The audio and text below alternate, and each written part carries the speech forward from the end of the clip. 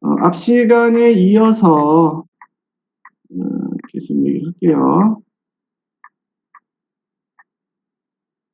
앞 시간에 이제 이퀴리브리움 포텐셜, 각 이온에 대한 이퀴리브리움 포텐셜을 합하면 그래서 퍼미어빌리티가 다르다는 얘기를 했고요. 그래서 안정막 상태의 전이가 만들어진다고 얘기를 했어요. 그냥 가상의 그런 가상의 농도에서는 퍼미어빌리티를 똑같이 했기 때문에 그냥 퉁 치면 되지만 실제로는 투과성, 퍼미어빌리티도 계산을 해줘야 된다고 했고, 실제 우리 사람 몸의 세포들은 안정막 상태의 멤브레인 포텐셜, 레스팅 멤브레인 포텐셜일 때는 거의 95%가 포타슘, 즉 칼륨에 대해서 투과성이 존재하고요. 그 다음에 이제 디폴라리제이션, 탈분극하는 순간에는 소듐이 이제 거의 최고조로 바뀌게 돼요. 그래서 결국은 액션 포텐셜을 만들려면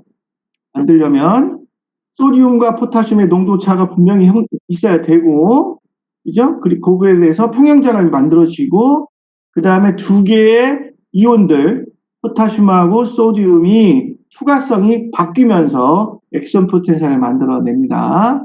그래서 액션 포텐셜은 일반적인 모양은 만약에 마이너스 70mV라면 쭉 해서 디폴라리제이션 됐다가 스레숄드 부분까지 도달을 하면 얘가 오버슈트 쭉 올라가서 피크를 쳐요. 그 다음부터 떨어지는 순간은 소듐이 채널을 갔는데, 단백질 채널을 갔는데 볼테지에 의해서 열리고 닫히고 한다고 그랬어요. 오픈 크로스도 하지만 문이 하나 더 있다고 그랬죠. 문이 하나 더 있어요. 걔는 액티베이션, 인액티베이션인데 걔는 전압하고 상관이 없어요. 뭐하고 상관이 있냐면 시간하고 관계 있습니다. 그래서 지금 여기서 뚝 떨어지는 순간은 만약에 소듐 채널 볼테지로만 이루어졌다면 얘는 한없이 올라가야 돼요. 천장 끝까지. 떨어지지 않고. 하지만 시간에 의해서 닫히는 문이 있어. 액티베이션, 인액티베이션 하는 문. 그게 시간이 지나면 자동으로 닫히기 시작하면서 얘가 아래로 다시 폴라리제이션 되고 있는 겁니다. 그래서 지금 보이는 액션 포텐셜, 어제도 얘기했지만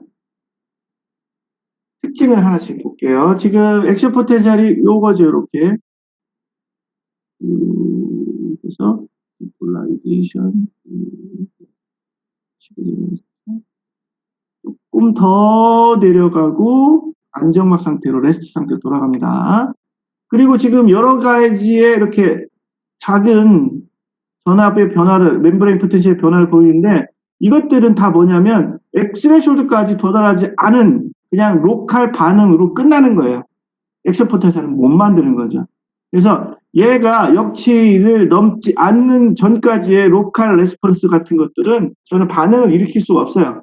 그래서 뭐라고 그러니? all or none이에요. 스레숄드로 넘는 애만 하나의 액션 포텐셜을 만들게 되고 나머지 것들은 다 쓸데없는 것들입니다.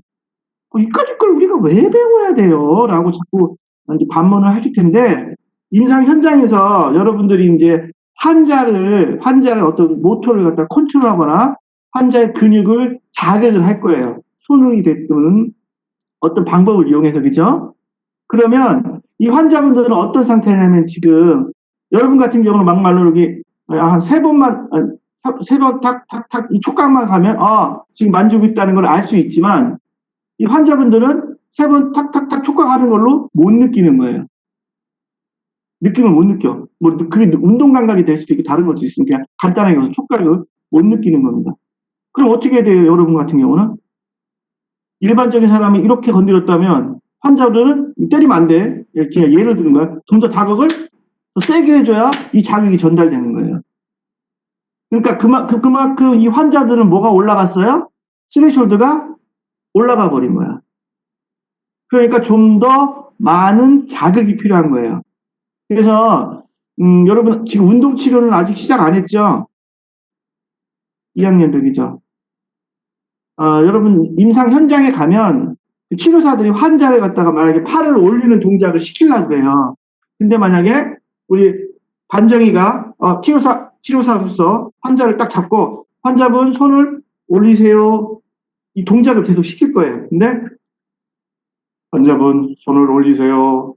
내리세요. 제가 시범을 보이면서 이렇게 하는 것과 올립시다. 올려요. 쭉쭉쭉쭉쭉쭉 올리세요. 내립시다. 천천히 쭉 내리세요. 이런 톤에도 어때요? 반응이 다르죠? 환자가 느끼는 게, 바짝 정신이 들죠? 아니면 내가 움직이고 싶은, 환자한테 움직이고 싶은 근육을 잡는 거예요. 잡아서 같이 자극을 주면, 촉각을 주면서 이 근육이 힘줘야 돼요. 올리세요, 물론 이쪽이지만, 올리세요 도와주는 것하고 다르죠?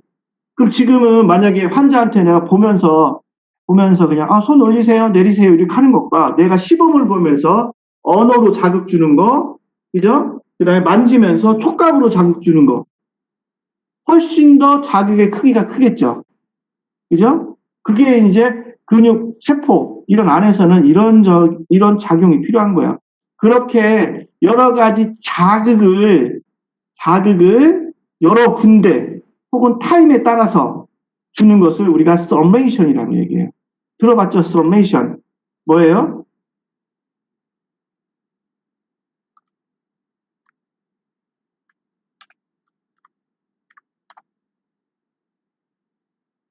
썸메이션.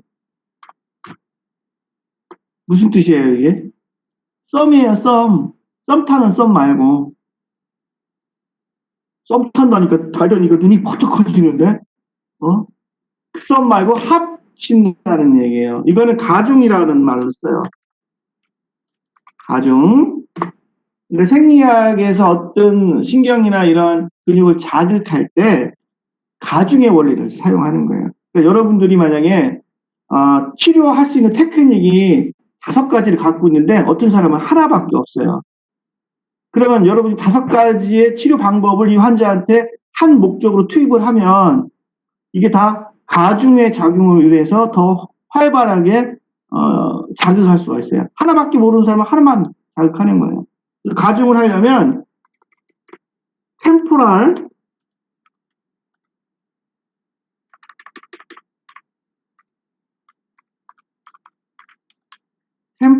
썸메이션이라는 게 있고요. 시간적인 가중이라고 얘기하고요.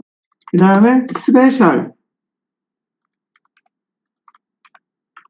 특별하다는 소리가 아니고 스페셜 썸메이션이 공간적인 가중이에요. 공간적인 가중. 이게 뭐 어떻게 다르냐? 시간적인 가중은 시간차를 좁혀서 자극을 하는 거예요. 만약에 제가 흥분을 하는데 어떤 사람이 저를 때릴 때 저는 딱 3대까지만 참아요. 그래서 내가 흥분하려면 딱 3대가 오면 얍놈하고 흥분을 해버릴 수 있어요. 하지만 이걸 더 빨리 할 수도 있어. 어떻게? 시간적인 가중을 3번을 쭉 채리는 거야. 그럼 어떻게 되겠어? 나쁜 놈 올라가는 거죠. 이게 시간적인 가중이에요. 그러니까 짧은 시간 안에 여러 번의 액션 포텐셜을 만든다는 얘기죠. 공간적인 가중은 여러 군데를 한 번에 공략하는 거예요. 동시에.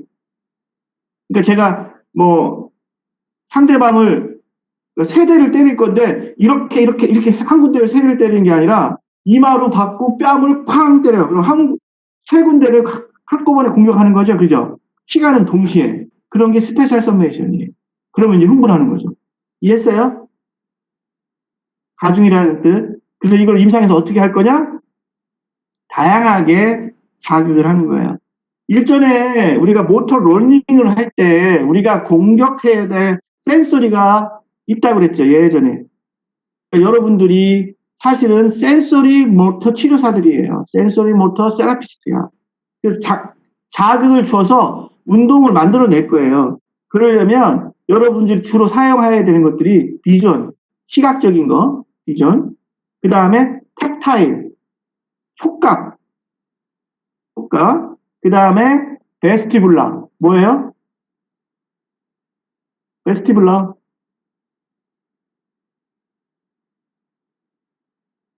그래서 하나다. 전정기관. 그 다음에 프로프리오셉티브. 고유수용 감각.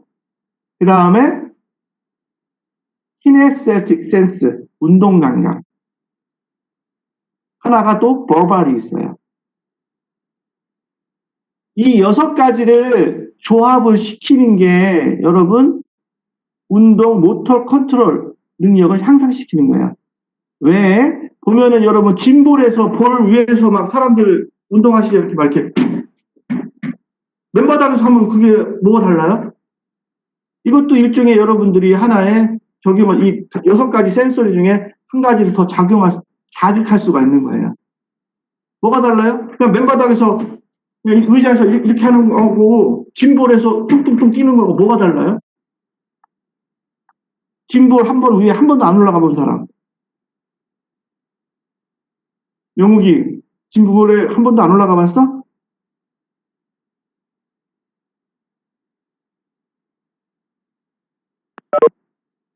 올라가 봤대. 뭐가 더 자극되는 것 같아요? 고요수용 감각이 더 자극이 돼요. 그 진동 같은 거 이런 느낌이 더 많이 생기는 거예요. 그리고 여러분 뭐 운동 장비 중에 막 진동을 만들어내는 것들이 있죠. 그런 게 바이브레이션을 줘서 고요수용 감각을 더 자극하는 거예요. 그러면 만약에 그냥 맨바닥에서 운동할 때 프로프리오셉터가 고요수용기가 한 개가 작동을 했다면 진동을 주게 되면 몇백 개가 작동을 하는 거예요. 그래서 더 많은 자극을 줄 수 있고 스트렝스닝을 할 수가 있어요.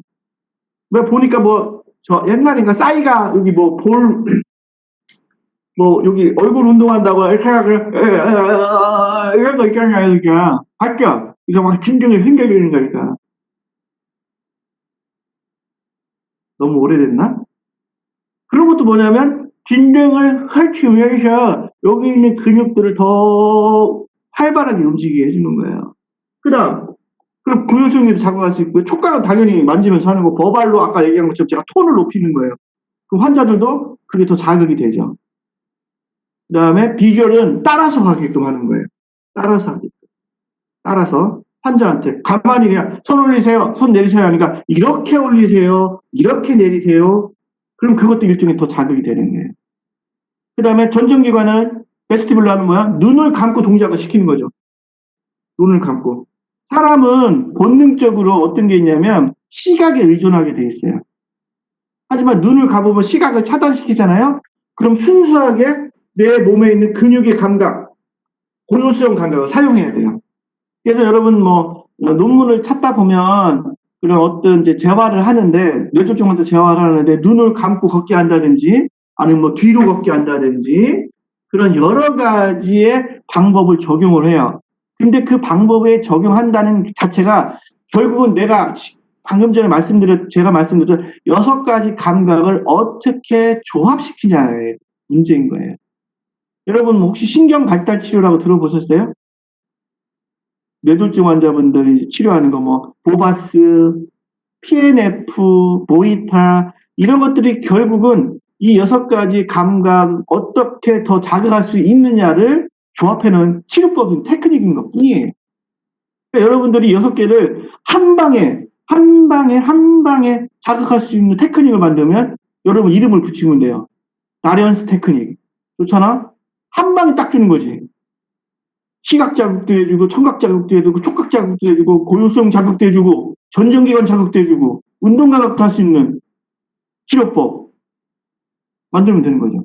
그러니까 여러분들 결국 이 6개의 감각을 다루는 법을 배운다고 보시면 돼요. 쉽게 얘기하면. 그게 테크닉이에요, 테크닉. 그 테크닉을 모아서 여러분만의 스킬을 만들면 됩니다. 그런 것들을 이제 이론적으로 증명해서 체계화 시킨 게 여러 가지 보바스 테크닉, PNF 테크닉 이런 것들이 만들어진 겁니다. 그게 아니에요. 생각해보면. 아시겠죠? 그런데 기본이 되는 게 지금 생리학을 배우는 겁니다. 그래서 이런 액션 포텐셜 만드는 거 말씀드렸고요. 그 다음에 all one on 프린서플에 대해서 이해했죠? all one on. 그 다음에 디폴라리제이션, 하이폴라리제이션 얘기 안 해도 되죠, 그죠? 더 이상. 디폴, 하이폴. 오케이. 그래서 여기서 좀 나눠놨어요. 액션 포텐셜을 갖다가 나눠놓고 뭐 레이징 페이스 올라가는 시기죠. 그래서 여기서 레이징 페이스가 다른 말로 하면 디폴라리제이션 되는 디폴이라고 보도 되는 거예요. 디폴. 스레셜드가 이만큼 있고 계속 올라가죠. 라이징 페이스. 그 다음에 이제 제로를 넘어가면 그때부터는 오버슈트라는 말로도 써요. 결국 오버슈트도 올라간 것도 결국은 여기까지는 디폴이 되겠죠. 그 다음에 다시 내려오는 시기는 뭐 하이포 폴이라고도 얘기하고요. 하이퍼 말고 하이포 혹은 리폴라리제이션이라고 돼. 다시 분극 상태로 가는 거야. 다시 마이너스 70mV로 내려가는 거야. 그래서 리폴이라고도 얘기를 합니다. 오버슈트라는 거 이해하시면 됐고, 내려가는 거니까 당연히 다운 언더슛이라고도 얘기를 합니다. 페일링 떨어지는 시기에 그런 것들은 이제 우리가 디폴, 리폴, 하이퍼폴 뭐 이렇게 구분할 수가 있고요. 그 다음에 조금 더 웃긴 거는 뭐냐면 얘들이 투과성이 소디움이 막 높았다가 퍼메빌리티가 그 다음에 이제 포타슘이 점점 투과성이 좋아져요. 더 좋아지면 밖에 역전되는 거죠. 그러면서 쭉 내려가는데 원래 레스팅 멤브레인 포텐셜보다 조금 더 내려가요. 요만큼 여기 부분 이 더 내려가는 부분을 갖다가 우리가 하이퍼 폴라리제이션이라고 해요. 그런 다음에 좀 지나면 안정 상태로 들어갑니다. 그 얘기는 뭐냐면 소디움은요 승질이 더러워요. 그러니까 애가 우쾌해. 한번 들어올 때 확 들어오고 그렇거든요. 근데 소디움 말고 포타슘은 애가 진득해요. 진득히. 전압이 바뀌었다고 해서 확 바뀌는 게 아니라 진득히 유지가 돼요. 그러다 보니까 내려올 때 퍼메빌리티가 바뀌면서 진득히 쭉 내려왔다가 아이고 이제 전압이 바뀌네 원리치로 갈까 하고 돌아오면 안정막상으로 바뀌는 거예요. 하지만 소디움은 열려 네트로자 휙 들어왔다 삐우 이렇게 바뀝니다. 그래서 지금 요 떨어지는 시기에 작동하는 거는 아까도 말씀드렸지만 소디움이 우리가 알기로는 소디움이 채널이 이렇게 있으면 그리고 채널이 이렇게 있으면 전압의 변화에 의해서 열리는 오픈 크로스 하는 애가 있고요. 오픈 크로스. 얘는 전압에 의해서 열리는 거예요. 그 다음에 그거 말고 시간에 의해서 열리는 이런 문이 하나 있어. 얘는 오픈 크로스라고 안 해요. 뭐라고 그러냐면 액티베이션, 인액티베이션이라고 얘기해요. 지금은 소디움 채널이 오픈돼 있고 액티베이션 된 상태예요. 그러면 소디움이 이렇게 안으로 기어 들어올 수 있죠. 이렇게 쭉쭉. 하지만 얘는 열려 있어도 얘가 만약에 가서 닫아버리면 얘는 안 돼요. 그러니까 볼테이지는 딱 맞아갖고 열렸는데 시간이 지나면 얘가 딱 막고 있으면 열려 있어도 안 들어와요. 인액티베이션 상태가 되는 거예요. 그게 바로 여기서부터 내려가는 시기라는 얘기예요. 그러니까 문을 여기서 처음에 열었던 애들은 시간이 지나면서 이제 요게 작동을 하는 거야. 요게 딱 해서 인액티베이션 돼. 그러면서 채널 수는 점점 줄어들고 퍼메어빌리티는 떨어지게 되는 거죠. 그래서 소디움과 포타슘 퍼메어빌리티 중요하다고 말씀드렸습니다. 뒤에 또 한 번 더 나올 겁니다. 우선은 액션 포텐셜이 만들어지는 과정을 얘기했고요. 그 다음에 그 명칭들 어떻게 부르는지에 대해서 얘기했고 법칙 all or none principle이라는 게 있습니다. 그 다음에 옆에 있는 그림 같은 거는 사실 안 봐도 상관없어요. 요거 실험하는 건 빼도 됩니다. 여러분들 뭐 실험까지는 안 봐도 상관없고요. 소디움 채널과 포타슘 채널의 특징은 좀 기억을 해주셔야 돼요. 이게 뭐냐면 소디움 채널이 오픈이 딱 됐어요. 그러면은 당연히 세포 바깥에 있는 소디움이 안으로 밀려 들어오겠죠. 그죠? 소디움이 인플럭스 된다고 얘기해요. 밀려 들어오는 걸. 그거를 디폴이라고 얘기해. 근데 얘는 포타슘에 비해서 엄청난 속도로 들어온다고 그랬죠. 왜 그런다고 그랬어요? 왜 들어와요? 왜 많이 들어와요? 문은 적게 있어도 왜 많이 들어와요? 한꺼번에 밀려 들어올까? 우선 농도차가 크죠? 바깥에 안에, 그죠? 그죠? 케미컬한 농도차가 커. 그 다음에 또 뭐 있어요? 전기적인 힘이 세포 내가 무슨 상태라고 했죠? 앞전에 계속 얘기했지? 마이너스 상태잖아. 그러니까 얘는 플러스 이온이니까 농도차도 세포 안으로 들어오게 되고요. 농도차도 세포 안으로 들어오게 되고 어떤 힘도 전기적인 힘도 세포 안으로 들어오게 되니까 이 두 개의 힘으로 몰아서 들어오는 거예요. 그래서 디폴라리제이션이 생기고 그래서 경사가 급격하게 올라가게 되는 겁니다. 액션 포텐셜에서. 그래서 라이징 패스를 만들게 되지요. 그런 다음에 시간이 지나면 자동으로 채널이 인액티베이션 돼요. 아, 그거 단백질이 딱 낚는 순간이구나. 그쵸? 그러면서 다시 밑으로 떨어지게 되는 falling pace가 됩니다. falling pace. 그러다가 이제 전압이 내가 싫어하는 전압이야. 그러면 채널을 닫아버리는 거예요. 닫아버리는 거예요. 이해했죠, 만큼? 포타슘에 대해서. 그 다음에 소디움에 대해서 이해했고요. 그 다음에 포타슘 채널은요 오픈하는데 가게 문 여는데 겁나 느려요. 1ms나 걸려요. 소디움 같은 경우는요 어땠어요? 일렉트로케미컬한 그 힘이 다 안으로 향해져 있지만 포타슘은 어때요? 농도차는 어디로 향해요? 케미컬한 힘은 세포 바깥으로 향하고 있죠? 그쵸? 플러스 이온이 포타슘이 세포 내에 많고 세포 바깥에 적잖아. 그쵸? 그리고 세포 안이 마이너스인 전이차를 이루고 있는데 얘는 플러스 이온이잖아요. 그럼 전기적인 건 어디를 향하고 있어요? 전기적인 건 안쪽으로 향하고 있어요. 그러니까 포타슘은요 채널을 많이 해. 투과성은 좋은데 얘들이 농도, 케미컬한힘과 일렉트리컬 전기적인 힘이 서로 반대로 있기 때문에 확 밀려 빠져나가지 않는 게 아니라 그냥 스물 겨나가는 거예요. 아주 천천히 겨나가는 거예요. 그래서 안정 상태를 유지하기가 좋아요. 아주 느리고 변화가 그렇게 심하지 않기 때문에. 그렇지만 농도차가 생기니까 어차피 농도에 힘이 있으니까 포타슘이 바깥으로 밀려 나가게 됩니다. 바깥으로 밀려 나가게 돼요. 그러면 아까 얘기했던 액션 포텐셜 피크에서 내려와서 점차적으로 천천히 좀 더 떨어지게 되는 하이퍼 폴라리제이션 상태 밑으로 내려가는 거죠. 그 다음 페일링 페이스 같이 동시에 일어나고 밑으로 내려가는 거 다 같은 말이에요. 그러면서 하이퍼 폴라리제이션까 유지하고 나중에는 이제 멤브레인 포텐셜은 유지가 되죠. 그러면 채널이 닫히게 되는 거예요. 그래서 소디움과 소디움과 포타슘은 이런 차이가 있다고 보시면 되고요.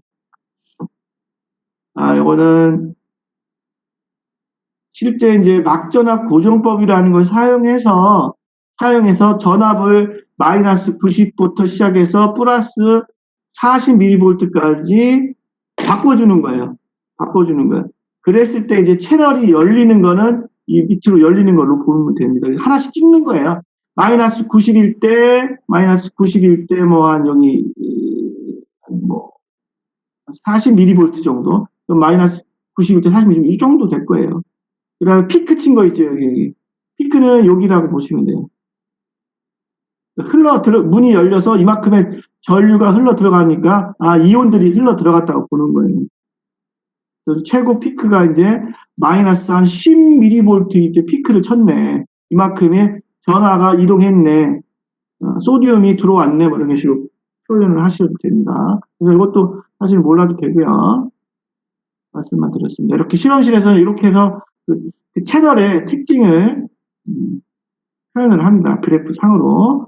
그 다음에 이제 액션 포텐셜이 만들어졌지만 컨덕탄스, 전도도, 퍼미어빌리티 다 비슷하게 쓰이는 말이죠. 전도도가 다르다는 채널이 열리는 개수가 다르다는 얘기예요. 채널이 열리는 개수가. 소디움은 보니까 열리기 시작하는 게, 마이너스 39mV에서부터 열리기 시작하네? 27 되니까 더 많이 열렸네? 와, 점점 더 열리네, 마이너스 2, 그 다음에 플러스 24니까 겁나게 많이 열리고, 많이 들어온다는 얘기예요, 지금. 엄청나게 많이 밀려 들어온다는 얘기, 안쪽으로. 그죠? 안쪽으로. 그 다음에, 포타슘 같은 경우는 동일한 볼테이지 때 별로 안 열리지 않았어요. 서서히, 조금씩. 얘도 별로, 조금씩, 아주 느리게. 얘도 느리게. 하지만 지속이 되죠. 얘도 마찬가지로 느리게 지속이 돼요. 하지만 44mV라는 수치에서 이미 이제 소디움은 피크를 치고 인액티베이션 상태로 들어가게 되는 거고, 얘는 이제 확 열리는 거예요. 문이. 그러면서 많이 기어 나가니까 다시 마이너스 상태를 향하게 돼 있죠. 마이너스 상태를. 그래서 컨덕턴스의 변화, 컨덕턴스 지면이었죠. 결국은 이게 채널의 수예요. 수가 늘어나, 소디움이 많이 들어와, 디폴라리제인데, 이걸 계속 돌리는 거예요. 근데 얘는 사이클이네. 안 끊기네. 어떤 때 끊기게 돼요? 아까 말씀드린 것처럼, 인액티베이션 채널이 맞게 되면 그때 이제 끊기게 되고, 또 어떻게? 디폴라리제이션 돼서 뭐가 증가되게 되면 포타슘의 채널이 열리기 시작하게 되면 점차적으로 포타슘이 많이 바깥으로 빠져나가게 되고 제 위치로 리폴라리제이션 되면서 끝나요. 그래서 결국은 소디움이라는 애는 디폴라리제이션만 하기 위해서 생기는 거고요. 그 다음 만들어지는 전도도가 되는 거고요. 그 다음에 포타슘 같은 경우는 디폴라리제이션 때 똑같이 시작하지만 결국은 나중에는 리폴라리제이션 상태로 돌아가게끔 하는 그런 전도도의 변화를 만들어내게 되는 거죠. 그래서 이거를 호드킨 사이클이라고 얘기해요. 그래서 이걸 가지고 또 어떻게 설명하냐면 얘를 갖다가 네거티브 피드백 시스템이겠어요? 얘는 포지티브 피드백 시스템이겠어요? 얘는 계속 돌려요. 그러면 포지티브예요? 네거티브예요?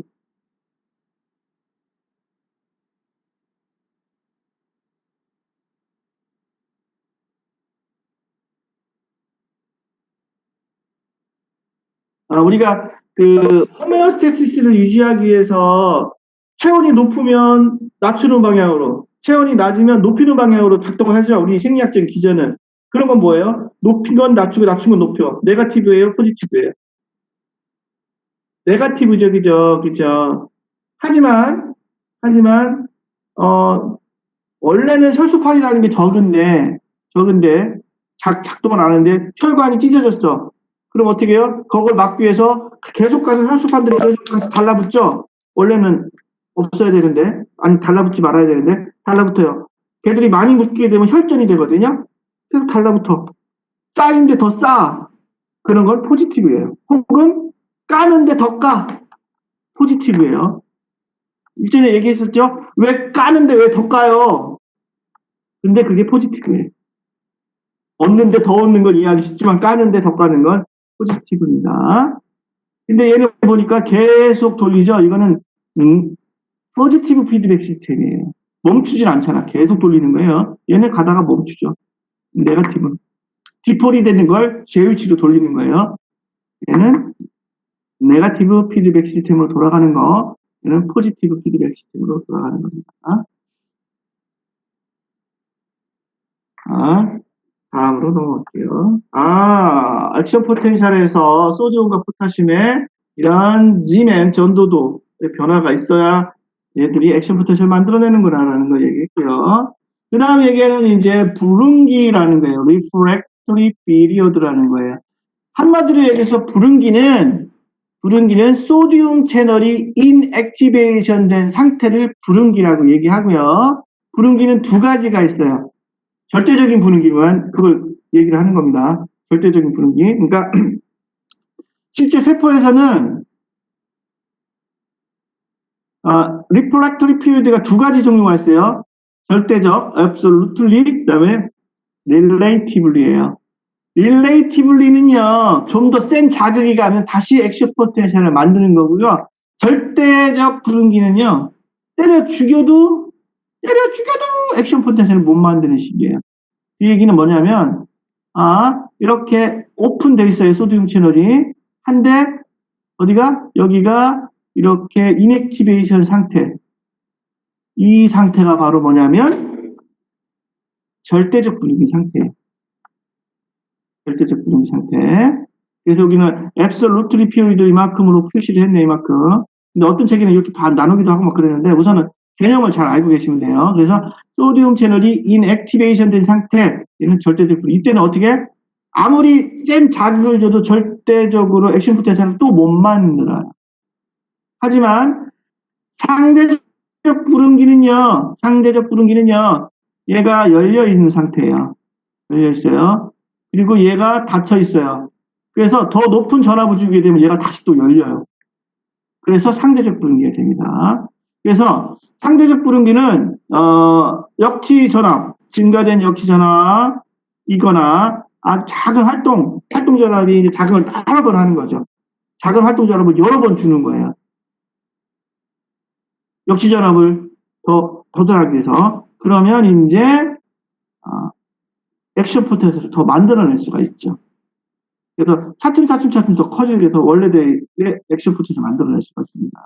그리고 이때는 이제 포타슘 채널은 닫혀 있어야 되는 거지. 포타슘 채널은 닫혀 있고 인액티베이션은 안 돼 있고 액티베이션 돼 있고 얘가 닫혀 있는 상태에서 얘가 이제 전압을 더 세게 주면 얘가 열리면서 다시 한번 액션 포텐셜을 만들 수가 있는 거예요. 그래서 absolutely refractory period라는 거는 소디움 채널이 인액티베이션 얘가 막고 있다라는 거 기억해 주시면 어떤 구간에서 액션 포텐셜이 불응기라는 기간을 겪게 되고 그게 끝났어. 불응기가 끝나고 난 뒤에는요. 더 센 자극을 주거나 여러 번의 액션 포텐셜 말씀을 자극을 주게 되면 다시 액션 포텐셜을 만들어낼 수가 있는 거예요. 그래서 이런 얘기를 왜 하냐면 여러분들이 이제 전기 자극을 주거나 어떤 자극을 줄 거예요. 근데 여러분들 전기 치료식, 무린자 시간에 했겠지만 똑같은 힘으로 그냥 톡톡톡톡톡 자극을 주게 되면 시간이 지나면 어떻게 돼요? 느낌이 떨어져요. 그래서 뭘 한다 그래요? 모듈레이션을 한다 그러죠? 그 리듬을 주는 거야. 괜찮으시면 한번 딱 때려주고 파형을 이렇게 주는 거예요. 이런 식으로. 세기를 세게 한다든지 주파수를 갖다 한다든지 뭐 3번 쳤다가 한 번 쳤다가 3번 쳤다가 한 번 쳤다가 그러면 세포 자체가 적응을 못해요. 이거 자꾸 반하니까. 그런 식으로 이런 것들을 이해하셔야 다음에 왜 우리가 자극을 줄 때 변화를 줘야 되는지 하게 됩니다. 그래서 액션 포텐셜하는 not all or none이라는 원칙이 있고 또 하나가 refractory field 불응기라는 게 있고요. 두 가지 얘기했어요. 그 다음에 이제 이어서 하겠습니다.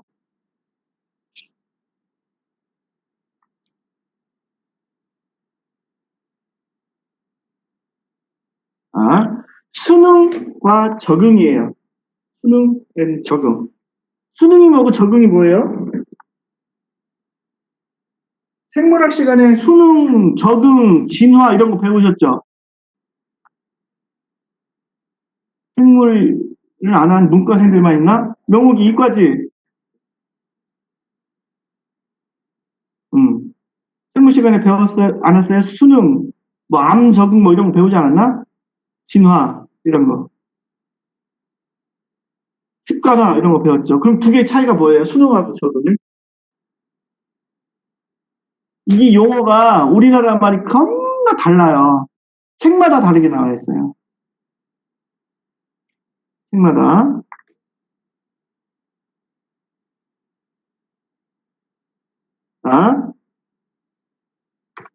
어떤 책에서는 수능을 어코모데이션이라고 얘기해요.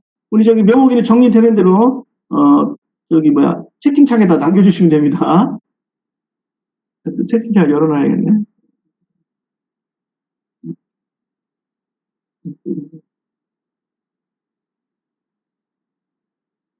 어코모데이션을 어디서는 수능이라고도 얘기해요. 근데 수능이라는 단어를 찾아보게 되면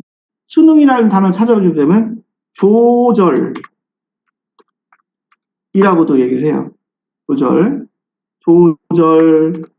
순응 뭐 이런 식으로 얘기를 합니다. 조절, 순응. 그래서 어코모데이션은 또 이제 우리가 눈에 대한 얘기를 할 때 여러분 가까운 걸 보거나 멀리 있는 걸 보거나 저는 이제 가까운 게 안 보이는데 가까운 건 잘 보이는데 이제 멀어질수록 잘 안 보이거든요. 여러분들은 어때요? 이거 조절 다 되죠? 따로 뭐 안경을 바꾸거나 안 해도 지금 있는 상태로 이렇게 가까운 건 가까운 대로 조리기가 움직여요. 그죠? 먼 건 먼 대로 더 조리기가 그러니까 렌즈가 더 얇아지죠. 가까운 거 볼 때는 렌즈가 두꺼워져. 수정체가. 그죠? 그래서 가까운 걸 잘 보려면 돋보기를 써야 되잖아요. 그죠? 수질이 돋보기 쓰지 않지? 춘실? 안 들리나?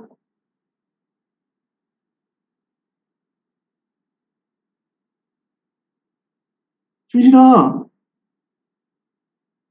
목소리 들려요? 들리면 오케이. 들린데 대답을 안 해주세요. 혹시 시력 좋아요? 근시 있어요? 원시 있어요? 그런 거 없어요? 마이크가 안 되나 보다. 마이크 안 된다고 그냥 얼른 넘어가려고 하지 마. 여기 써놨네. 근시구나, 근시. 근시는 이제 가까운 게 잘 보이고, 멀리 있는 게 잘 안 보이니까 어떤 렌즈를 써요? 볼록 렌즈를 써요? 오목 렌즈를 써요?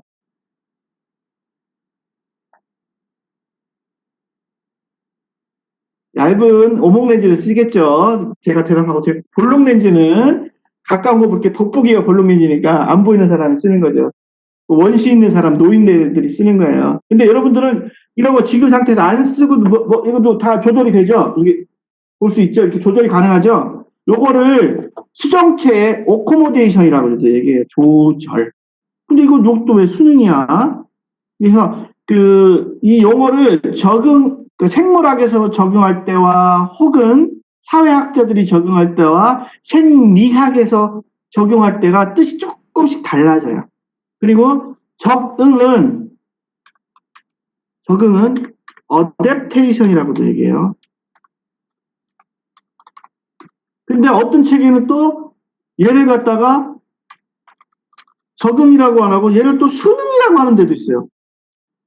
확 짜증이 막 나죠. 그래서 영어 자체로 그냥 기억하는 게 더 나을 때도 있습니다. 혹은 수능을 갖다가 뭐라고 하냐면 수능을 갖다가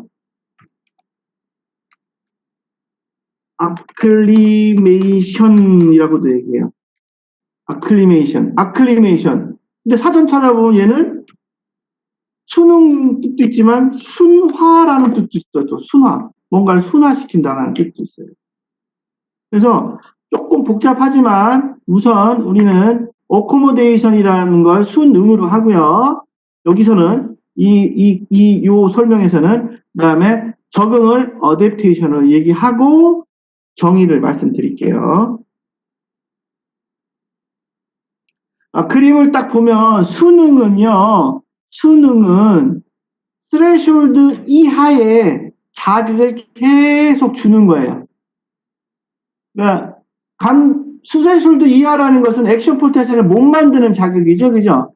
그런 자극을 계속, 그러니까 막말로 그런 사람들 있죠. 괜히 기분 나쁘게 이제 주먹은 나를 흥분시키지는 않지만 괜히 그냥 옆에서 그냥 깐죽대는 친구들 있어요.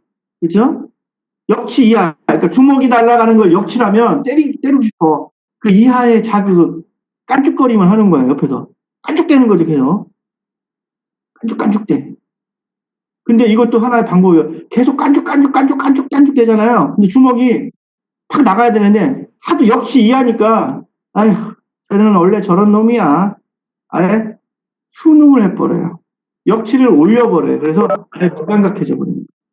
그래서 종이 보면 세포막에다가 아주 역치에 도달하지 않을 정도의 스레셜드 밑에 전류를 계속적으로 주는 거예요. 세포막에다가. 역치 이하입니다. 스레셜드 아래예요. 그러면 세포막이 어떻게 바뀌게 되면요. 역치를 올려버려요. 그래서 흥분을 하지 않는 상태가 되어버립니다. 그런 것을 갖다가 수능이라고 얘기를 해요. 그러니까 경위 그대로 계속 얘기를 해보면 역치 이하의 자극을 세포막에 계속 전기 자극을 주게 되면 역치가 상승을 해서 기존의 역치로 줘도 얘가 흥분을 해 안 해? 안 하게 되는 상태예요. 아주 낮은 자극으로 계속 깐죽대면 배기 싫어. 역치를 확 올려버리는 거예요. 그래서 사실상 역치 자극을 줬는데 얘는 흥분을 안 하는 거지. 그게 수능이에요. 이건 나중에 전기치료랑 이제 같이 연관시켜서 생각하시면 되는 거예요.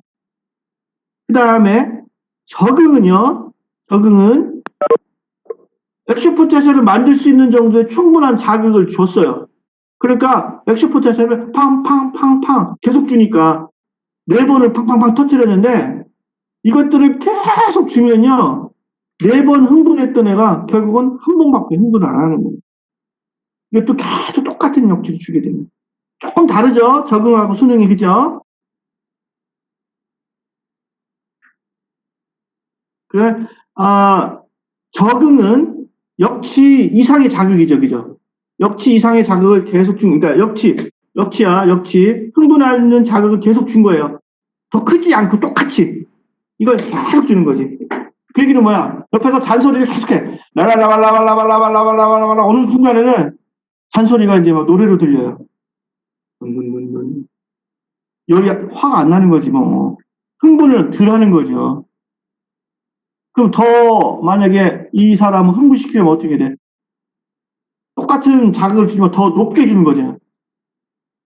뭐 소음으로 그랬다면 소음을 더 크게 막 리듬감 있게 층간소음 있을 때 맨날 탕탕탕탕탕탕 하다가 갑자기 탕 하면 어때요? 얘가 적응을 못 하는 거죠. 그죠? 하지만 이걸 다 적응하다 보면 어느 순간에 이런 소리가 안 들릴 수도 있어요. 여러분 만약에 바깥에서 공사를 하고 있는데 탕탕탕탕 걸리는데 처음에는 이제 수업할 때는 어때요? 몰라. 시끄러웠다가 좀 지나면 흥분을 안 하게 되는 경우도 있죠. 이런 것도 이제 일종의 적응했다고 볼 수 있습니다. 근데 생물에서는 수능은 이런 환경의 변화에 대해서 일시적으로 생리학적인 기능을 변화시키는 거고요. 적응은 그 변화됨이 유전자에다가 써지는 거예요.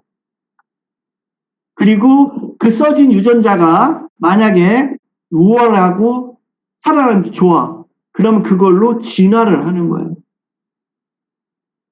그래서 수능, 적응, 진화라는 개념은 우리가 생물 배울 때 하는 개념하고 조금 다른데 여기서는 세포막하고 이런 액션 포텐셜을 만드는 거에서는 어코모데이션은 조절이라는 뜻도 쓰이지만 수능이라고 해서 역치 이하의 자극을 계속 주니까 역치를 올려버렸네. 그래서 흥분을 안 하네가 되고요. 적응이라는 거, 어댑테이션은 당연히 역치의 자극을 주는 건데 얘를 계속 주면 액션 포텐셜을 처음에 4번에 만들어서 흥분했다면 계속 주면 흥분을 안 하는 게 아니죠. 흥분을 안 하는 게 아니라 뭐예요? 흥분을 줄이는 거예요. 줄이는 거. 그럼 여러분들은 이런 수능과 적응을 막기 위해서는 어떻게 해야 되겠어요? 막말로 얘도 역치 이상의 자극을 줘야 되고요. 얘도 마찬가지로 기존에 줬던 자극보다 더 큰 자극을 줘야 되겠죠. 그렇죠? 그러면 수능과 적응을 깨트리게 되는 거예요. 그래서 여러분들이 모든 치료에는 이걸 사용해야 되는 거예요. 이런 원리를. 맨날 환자가 왔는데 똑같은 치료법을 맨날 해봐요. 일주일 내내.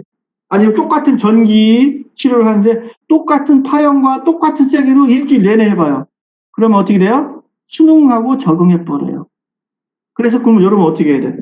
이번에는 다른 파형으로 섞어서 해준다든지 아니면 운동을 더 어떻게 해요? 더 복잡하게 한다든지 더 다양하게 운동 치료를 적용시켜주는 그런 변화를 줘야 되는 겁니다. 그 다음 일상생활 우리가 이제 이런 것들을 가지고 이제 얘기를 할 때 만약에 화장실 갔어요. 화장실 가서 물론 큰 걸 넣을 거예요. 큰 걸 딱 넣어. 물론 내 똥이지만 처음엔 어때요? 그러다 좀 지나면 이제 이 냄새는 상관없고 핸드폰을 하고 있죠, 그죠? 카톡 보고 뭐 검색하고 노래도 듣고 하고 있죠. 냄새가 사라졌어요? 여러분 뭐 한 거예요? 그러면 수능됐죠. 수능됐죠. 일정한 자극에 대해서. 우리 몸에 있는 감각 수용기 리셉터는요, 두 가지 종류가 있어요. 크게 나눠서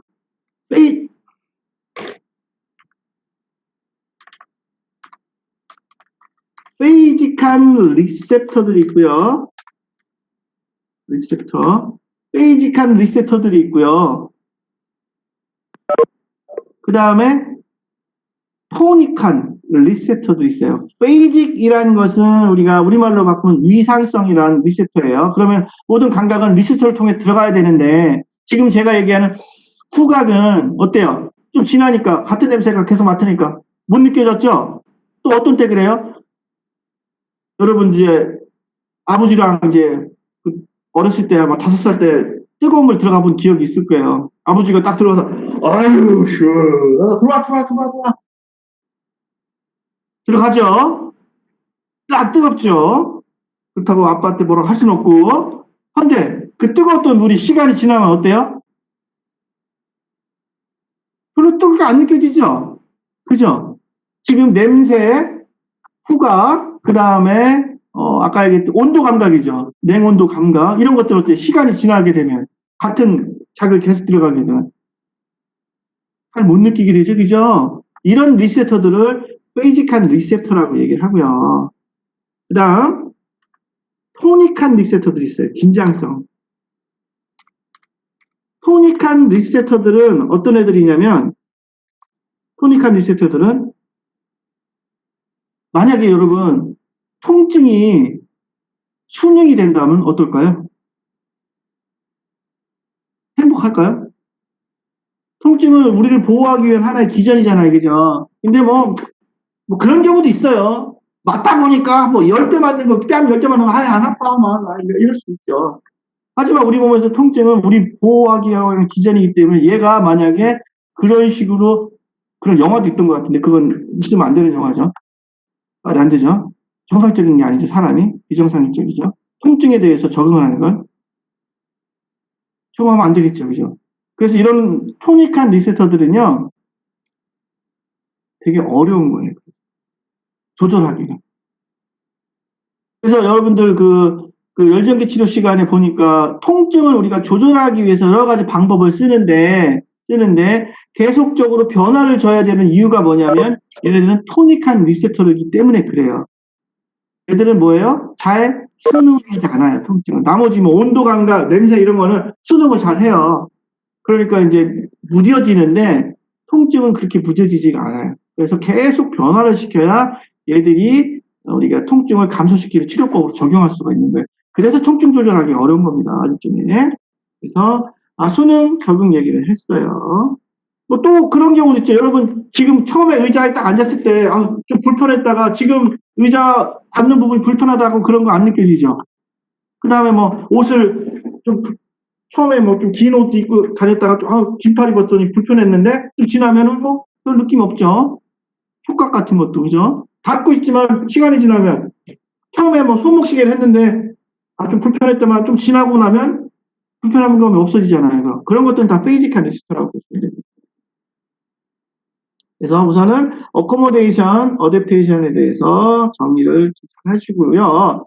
제가 강의가 끝난 다음에 지금 얘기한 수능 적응을 어떻게 어떤 때 제대로 써야 되는지 정리를 해놓은 그런 글이 좀 있어요.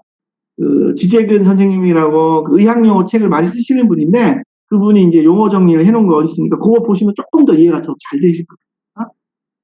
그래서 그것도 드리기로 하고 수능 적응 얘기를 했습니다.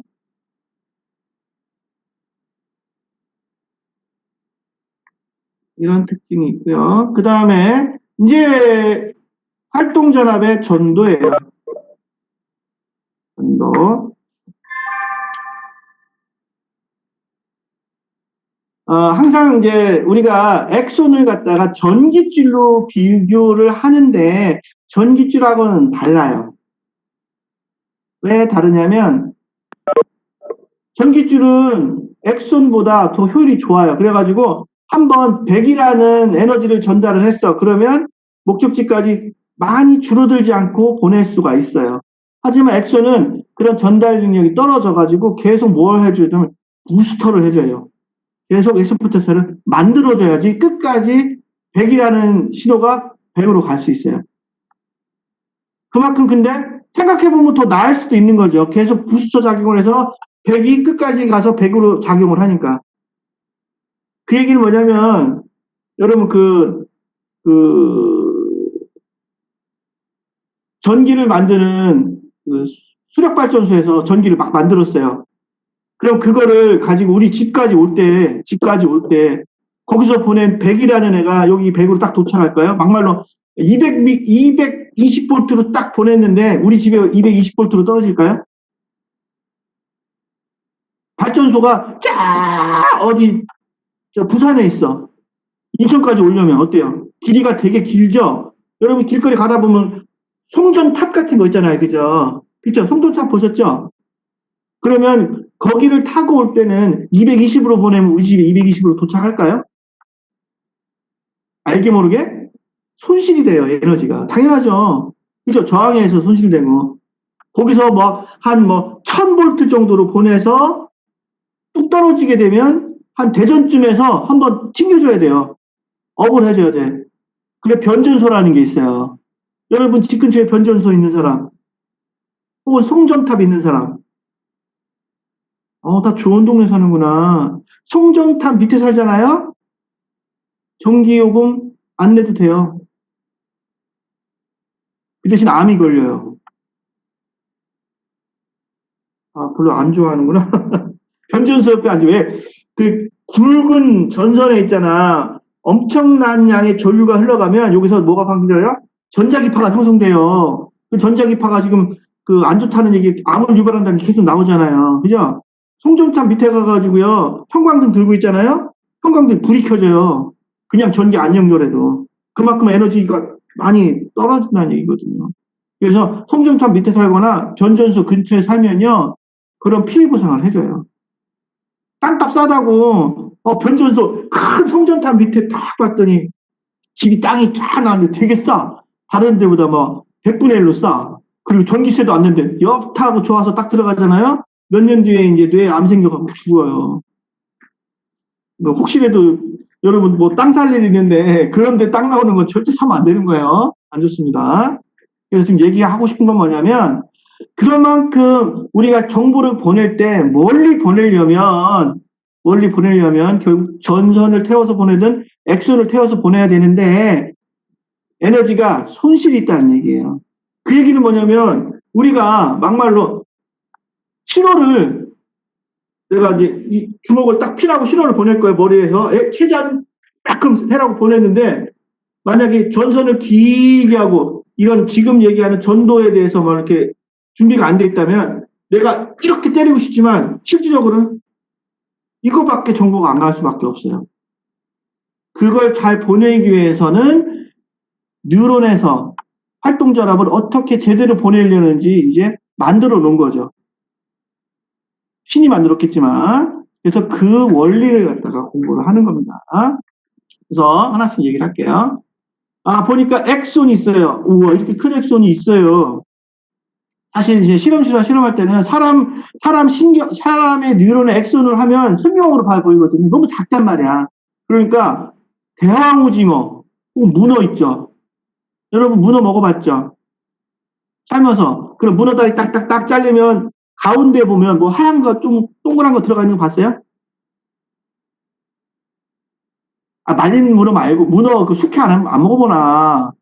그 문어 다리 길쭉한 거 딱 잘라요. 잘라서 먹잖아. 이렇게 그렇게 해서 그 초고추장 딱 찍어 먹잖아. 그러면 옆에 이제 빨판이 보이고 하얀색 가운데에 또 하얀색 조그만 원이 보여요. 원. 그게 엑손이에요. 겁나 두꺼운 거죠, 그죠? 그 엑선을 딱 갖다 놓고 이제 실험을 하는 거야, 과학자들이. 그래서 요게 처음에 인젝션이라는 게 이게 자극을 줬다고 치면 돼요. 100이라는 자극을 딱 줬어요. 그랬더니 가면이 양쪽으로 당하겠죠, 당연히. 딱 갔더니 멀어지면 멀어질수록 어떻게 돼요? 측정되는 전류가 점점 작아지는 거예요. 당연하죠. 그죠? 일반적인 전선에다가 해도 여기 안에 저항이 있으니까 점점 줄어든다는 얘기야. 그쵸? 그랬을 때 실험적으로 100이라는 걸 딱 줬는데 63%로 전압의 양이 뚝 떨어지는 그 지점을 정한 거예요. 63%로. 그거를 우리가 뭐라고 부르냐면 그냥 길이 상수라고 얘기를 해요. 남다는 length constance, 길이 상수. 길이 상수라는 건 뭐냐면 정해놓은 거야. 어떻게 정해놨어? 100이라는 에너지를 주는데 63으로 떨어지는 감소되는 지점 그 부분을 길이 상수라고 얘기한 거예요. 그러면 63으로 떨어지는 게 거리가 이만큼 갔어. 멀리 갔어. 그러면 얘는 어떻게 된 거예요? 잘 전도했다는 얘기야? 전도를 못했다는 얘기야? 에너지 효율이 좋다는 얘기야? 나쁘다는 얘기야? 여기서는 63이 여기였는데 다른 엑손을 보니까 63 되는 지점이 이만큼이에요. 이만큼. 그럼 얘는 이만큼을 더 에너지 손실이 적게 보냈다는 얘기죠. 그렇죠? 그러니까 길이 상수는 크면 클수록 어떻게 되는 거예요? 전도를 잘한다 못한다 만 이해하시면 돼. 잘한다 못한다.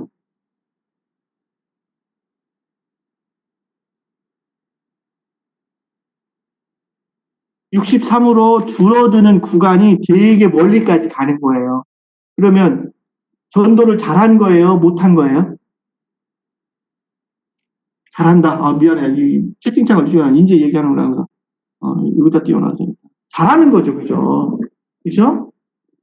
사실 엑손이 이렇게 엑손도 이렇게 줄어드는 거예요. 결국은 우리가 신호를 100이라는 신호를 보내면 좀 지나면 줄어드니까 우리가 어떤 모터 뉴런이나 이런 흥분하는 셀들이 점점 줄어들게 되죠. 힘이. 그래서 이제 랭스 컨스턴스를 높여야겠다. 높여야겠다라고 생각을 한 거예요. 근데 이 랭스 컨스턴스에는 뭐가 관련이 있냐면 멤브레인의 저항. MR은 멤브레인의 저항이에요. 막전압이에요. 막저항, 미안. 막저항, 레지스턴스 R이에요, 저항. 얘는 마일린하고 관계가 있어요. 그 다음에 I는 여기 엑손 안에서 흐르는 저항이에요. 안에. 그러니까 엑손의 두께랑 관계가 있어요. 여러분, 전선이 두꺼우면 저항이 커져요, 작아져요?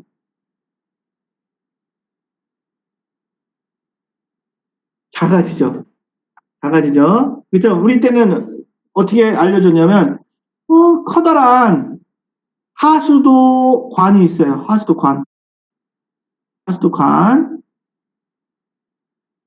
길이를 L이라고 얘기하고, 단면적을 S라고 얘기를 해요. 그리고 여기 지나는 이 하수도지만 이걸 전선이라고 봐도 되고요. 사람 크기가 있어요. 사람이 있어. 사람이 하수도를 딱 지나가는데 작은 사람이 있고 키 큰 사람이 있다고 칩시다. 그러면 이게 단면적이 크면 클수록 이 사람이 여기까지 달려갈 때 어때요? 단면적이 작은 게 달려가기 좋아요? 단면적이 큰 게 달려가기 좋아요? 막 기어 들어갈 정도로 작으면 어때요? 얇게 되면 이 정도의 통로면 이 사람이 지나갈 때 어떻게 되겠어요? 저항이 많죠. 저항이 많으니까 속도가 느려지겠죠. 그죠?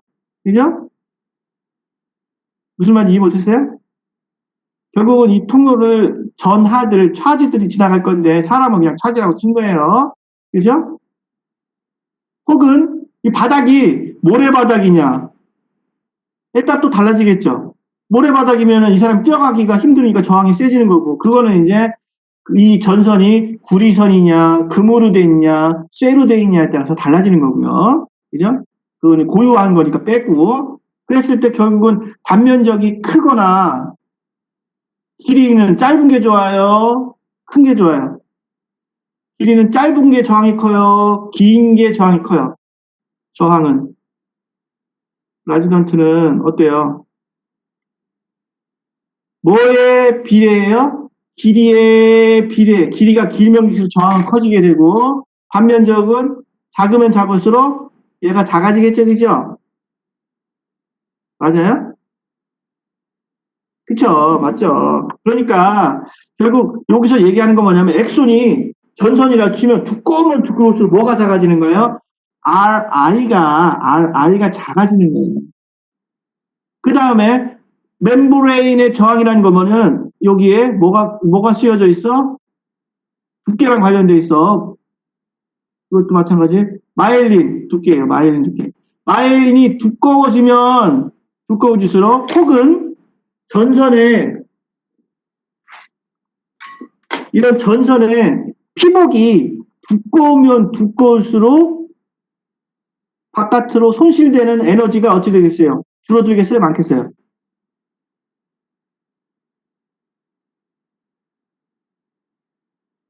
줄어들겠어요? 어떻게 됐어요? 피복이 줄어들죠.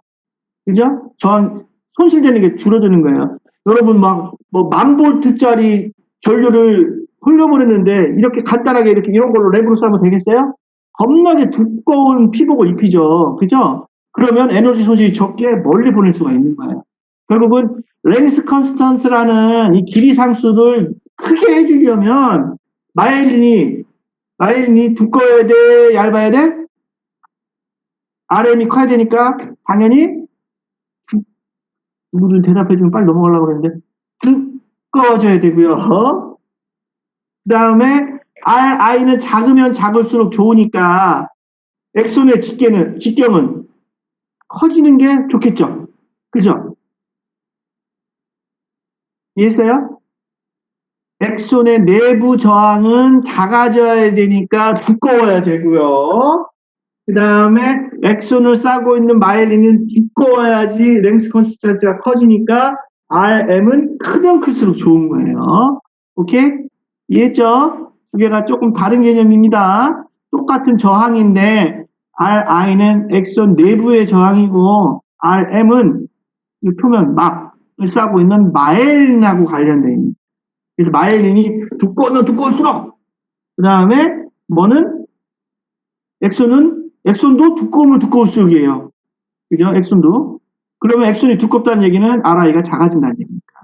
그러면 랭스 컨스턴스가 커지게 돼. 람다 값이 커지게 돼서 결국 정보를 어디까지? 멀리까지 손실 없이 많이 보낼 수가 있는 거예요. 그래서 여러분 그 뉴런을 타입을 나눌 때 여러분 뭐 알파, 베타, 감마, 뉴런 이런 거 들어봤어요?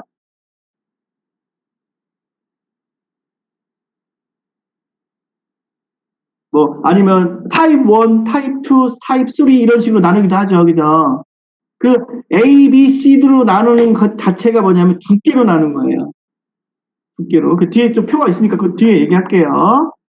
여기까지 해서 여기서 중요한 내용은 결국 학성전환을 만들어서 멀리 보내야 되는데 거기에 관여하는 게 뭐냐? 랭스 컨스턴스라는 건데 랭스 컨스턴스는 엑손의 마일린에 해당하는 RM이 커야 되고요. 그 다음에 엑손 내부의 저항은 작아야 돼. 그렇다 보니까 엑손 RI가 적어져야 되니까 두꺼워져야 된다는 얘기. 엑손의 자체 두께가 두껍고 그 다음에 마일린도 두꺼워지면 전체 두께가 이렇게 두꺼워지잖아요. 그럼 전도 속도가 어떻게 된다고? 빨라요. 빨라요. 빨라요. 그다음에 전도의 방향성은 실험상으로는 엑손에 딱 이렇게 돼 있으니까 가운데를 툭 치면 양쪽으로 전류가 흐르지만 실제 세포에서는 셀바디 덴드라이트가 있고 정보는 덴드라이트에서 소마를 거쳐서 엑손으로 이렇게 정보 전달이 되죠. 이런 식으로 정보 전달이 됩니다. 이거는 엑손만 딱 끊어놓고 생각한 거니까 양쪽으로 간다는 얘기고요. 다음. 그래서 지금, 어디 갔냐. 지금 얘기 나온 거가 뒤에 나오는구나. 나중에 나오는데, 뒤에 또 나올 거니까 그때 봅시다.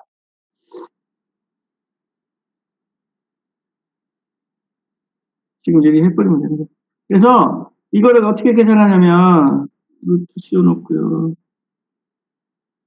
R, I, R, M이라고 얘기를 해요.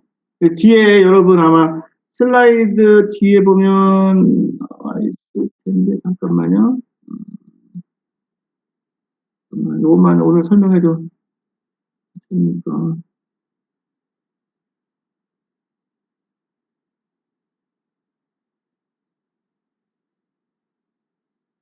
여기 있나요? 람다값. 요게 이제 그 랭스 컨스턴스를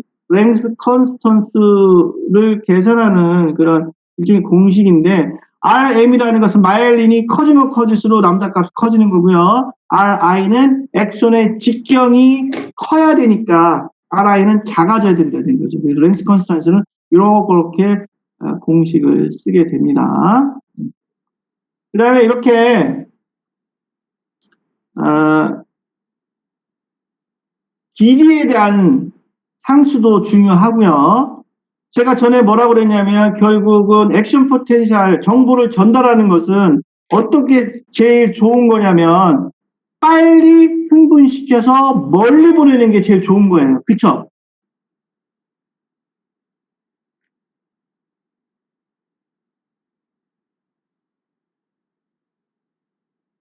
그래서 어떤 개념이에요? 지금은 얘기 안 할 건데 또 시정수라는 게 있어요. 시정수. 타임 컨스턴스. 지금은 거리의 관계에 대해서 얘기를 한 거고요. 거리 말고 시간 얘기가 또 나와요. 그 시간 얘기는 뭐냐면 흥분을 빨리 시킨다는 얘기죠. 흥분을 빨리 시켜야 되는 거죠. 그래서 빨리 흥분해서 멀리까지 보내야 되는 거예요.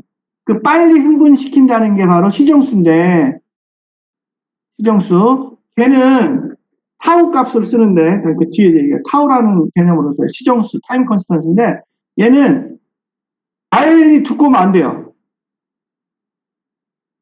아이린이 두꺼우면 안 돼요. 그러니까 마일리는 적당히 두꺼워야 돼요. 지금 이 거리만 따지면 뭐예요? 거리만 따지면 마일리 한없이 두꺼우면 좋겠죠? 그래야 멀리 보낼 수 있겠지만 시정수, 이 거리 상수 말고 시정수라는 것도 계산을 해줘야 돼요. 그건 뭐냐면 액션이 두껍다 보니까 흥분하는 게 늦어진단 말이에요.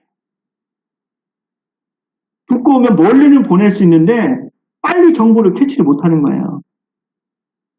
제일 아이디어라는 건 뭐야? 빨리 정보를 받아서 멀리까지 보내는 게 제일 좋은 건데, 마일린이 두껍기만 하면은 뭐예요? 멀리까지는 보냈는데 흥분시키는데 시간이 너무 오래 걸리는 거예요. 정보를 주는데. 이해했어요? 막말로 이건 우리끼리만 하는 얘기야. 저를 흥분시키고 싶어. 나를 흥분시키고 싶어. 아니면 제가 남자끼리 얘기해. 명욱이를 내가 막 흥분시킬 거야. 그 흥분은 그 흥분이에요, 여러분. 막 이렇게 흥분시키고 싶은데 명욱이가 오리털 파카를 입고 있고 그 위에다 또 파카를 입고 있고 세 겹의 파카를 입고 있어요. 제가 이제 촉각을 줘가지고 더듬어갖고 명욱이를 흥분시킬 거야. 흥분이 잘 돼요? 안 되죠. 근데 명욱이가 지금처럼 이제 반팔 치마 하나 입고 있어. 제가 이렇게 만질 거예요. 어떤 게 더 흥분이 잘 돼요? 하나만 입을 때 흥분이 잘 되죠. 마일린이 얇으면 얇을수록 흥분은 잘 돼. 하지만 멀리 보내는 건 어렵다는 얘기예요. 그래서 두 가지를 적정하게 섞어야 빨리 흥분시켜서 멀리 보낼 수 있는 거야. 그래서 멀리 보내는 전도는 랭스 컨스턴스랑 관계있고요. 빨리 흥분시키는 것은 타임 컨스턴스, 시정수랑 관계가 있는 겁니다. 그러니까 결국은 흥분을 시키려면 마일린이 적당히 두꺼워야지 되고 멀리 보낼 수 있다는 얘기.